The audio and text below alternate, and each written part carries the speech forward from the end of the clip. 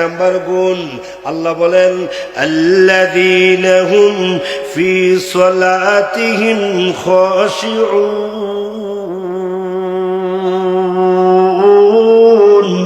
আল্লাহ রাব্বুল আলামিন বলেন যারা খুশু হুজুর সাথে নামাজ আদায় করে।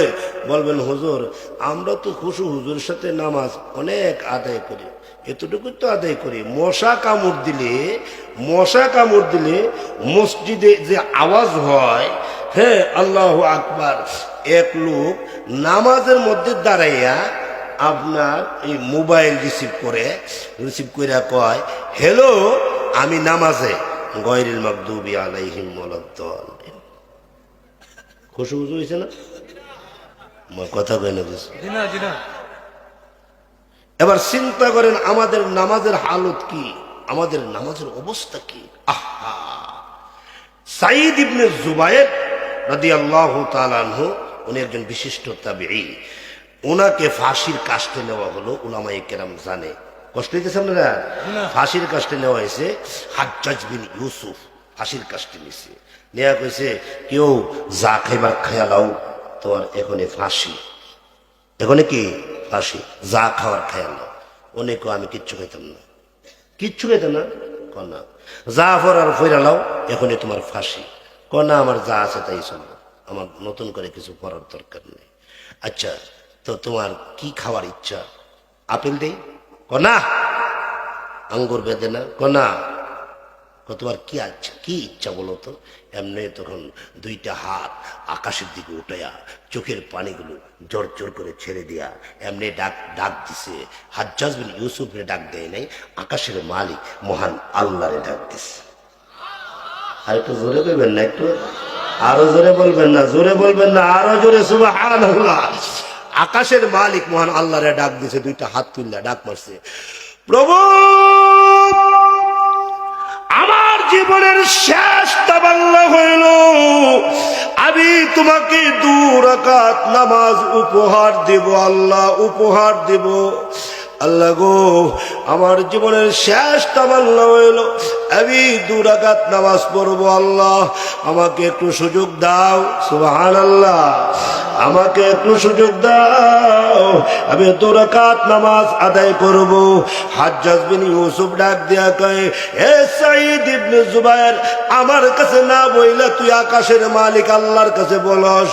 সাঈদ ইবনে জুবায়ের ডাক দিয়া কয়, আমাদের নবী নিষেধ করেছে, আমাদের নবী বলে দিয়েছে একটা জুতার ফিতা ছিঁড়ে গেলেও আল্লাহর কাছে চাওয়ার জন্য।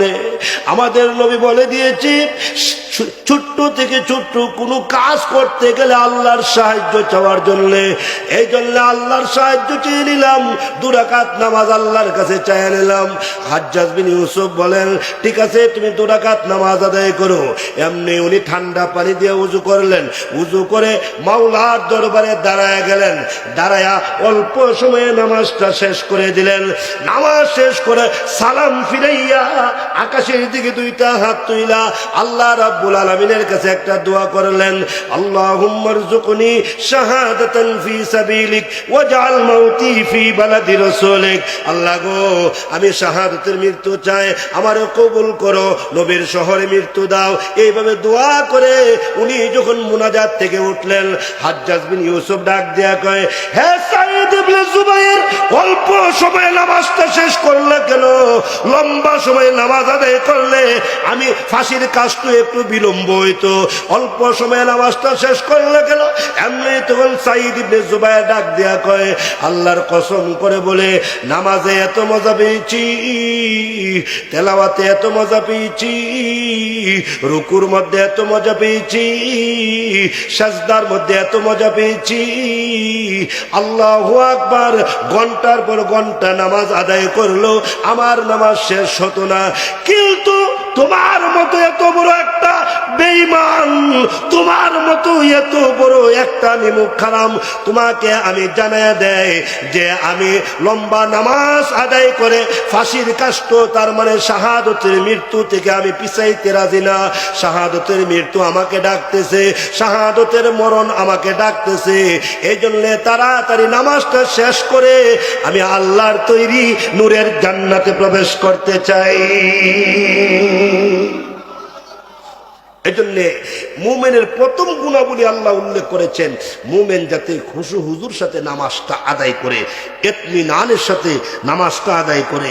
আমাদের নামাজের হালত অত্যন্ত অসহায়, আমাদের নামাজ অত্যন্ত অসহায়। আল্লাহু আকবার। নামাজ তো পড়ি এই বালিয়াপাড়া কি বানিয়াগাঁও, কিন্তু মন তো গিয়া রইছে কক্সবাজার। কথা কই না, এমন নামাজি নাই নাকি? আছে। নামাজে দাঁড়িয়ে আল্লাহু আকবার, আলহামদুলিল্লাহ রাব্বিল আলামিন গেছে গা মন গুলিস্তান, আর রহমানের গেছে গা মন কক্সবাজার, মালিক ইয়াউমিদ্দিন গেছে গা ওই সিলেট, ওই যে হ্যাঁ মানে গোলাপগঞ্জ, ইয়া কানা। এই যে এক অবস্থা, এই জন্যই তো দুর্ভিক্ষ। রাষ্ট্রের প্রধানমন্ত্রী কয় দুর্ভিক্ষ দুর্ভিক্ষ কেন কয়? আমরা আমাদের নামাজের যে হালত, এমনি তো মানুষ নামাজ পড়ে না, যারা নামাজ পড়ে তাদের হালতে অবস্থা, আর যারা নামাজ পড়ে না এদের কথা তাই না লাভ নাই। আমারে এদের কথা টানতে বলছে না, আমারে বলছে যারা নামাজ পড়ে এরা নিয়ে কথা বলার জন্য।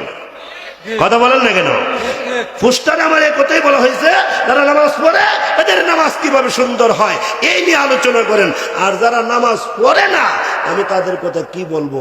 জাহান্নাম এরারে দৈনিক 70 বার ডাকতেছে, আইসো আসো সাপ বিচ্ছুর ঘরে প্রবেশ করো, আসো আগুনের ঘরে প্রবেশ করো, আসো আসো হাতুড়ি দিয়ে ফিটানো হইব, আসো দুই দিকের কবরের মাটি এই দিবে চাপা দিয়া তোমার সব শেষ করবো, আসো। এই জন্য যারা নামাজ পড়ে না এদেরকে আল্লাহ নামাজ পড়ার তৌফিক দান করে। আর আমরা যারা নামাজ পড়ি আমাদের নামাজটা যাতে খুশু হুজুর সাথে হয়, ইতমিনানের সাথে হয়, আল্লাহ তৌফিক দান করে। আমিন আমিন। আরো জোরে কান। খুশু হুজুর সাথে নামাজ পড়বেন তো ইনশাআল্লাহ? এই নামাজের মধ্যে দাঁড়াইয়া এদিক সেদিক মন চলে যাবে, যেতেই পারে, সাথে সাথে মনটাকে আবার যদি কেউ ফিরাইয়া আবার নামাজের ভিতরে প্রবেশ করে, না আমি না আমার আল্লাহর সামনে দাঁড়াইছি, আমি না আমার আল্লাহর সামনে দাঁড়াইছি, মনটা আবার ব্যাক করে নিয়ে আসছে। আল্লাহ রসুল বলেন জেহাদের সোয়াব নামাজের ভিতরে আল্লাহ দান করে। গেল এক। আপনারা যদি বলেন যে খুশু হুজুর সাথে নামাজ আদায় করবেন, তাহলে 2 নম্বরটা জামু আনা যেতাম না। খুশু হুজুর সাথে নামাজ পড়বেন তো, মনোযোগের সাথে নামাজ পড়বেন তো ইনশাল্লাহ? জুড়ে বলেন না ইনশাল্লাহ? আল্লাহ তৌফিক দান করে। এখন দেখেন হুজুর 2 নম্বর গুণাবলী কি? আল্লাহ পাক বলেন ওয়াল্লাযীনা হুম আনিল লাগবি মুরিদুন,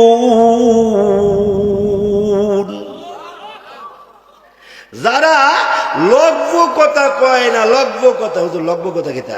লগ্ব কথা হলো অমুকের বাচ্চা তমুকের বাচ্চা, এই বাচ্চা সেই বাচ্চা। বাংলাদেশে মনে নাই কথা কয় না?